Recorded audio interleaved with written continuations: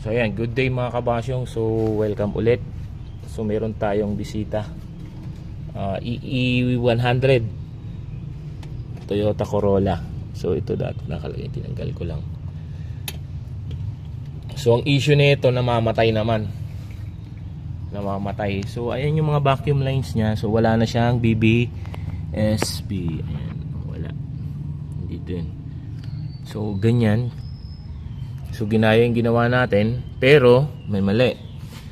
Tandaan nyo, vacuum leak na ito. Pag gagawa kayo ng ganyan, i-condemn nyo ito. Kasi vacuum leak na yan. Bakit? Kasi ang BBSB, di ba 3-port yun? Naka ganon. Yung gitna, yun ang supply. Itong nandito sa unang-una, yun yung sa early morning. Mag-high rev kayo. Kasi dito nakakonekta. Iyon, yan. Ito, yan mismo ito. Yan. Ito nasa baba, lower part. Kasama niya is itong isang linya ng ating power steering assist. Power steering assist, vacuum assist. Yan. Tapos yan yung mga linya niya. Do-double check ko na lang mamaya. May natupi. Isa na yan. So, wala na. Hindi na niya magampanan yung trabaho niya. Natupi siya, oh. Ayan, nakita niyo na. Aray ko, mainit. Mainit, naka one row siya. Mainit. Copper. Tapos, yun. Yun.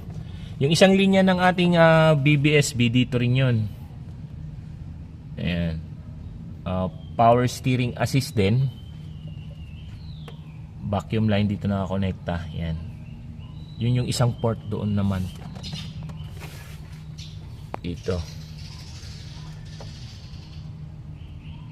Ayan. Tapos yun. Wala siyang advancer, hindi nakakonekta. Tapos naka super na advance na yung kanyang timing. So pag retard. Pag yan, advance yan. Yung 3-port nya, ayan ang connection. So hindi siya ginamit. Uy, maluwang. Maluwang, oh. Kita nyo? So vacuum leak again. Maluwang, oh. Tapos ito kanina nakakabit ito dito. Ayan, dapat dito. Sa ibabaw.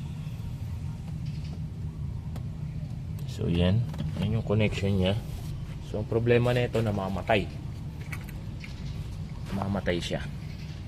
So yun, let's go. Gawin na natin ng paraan.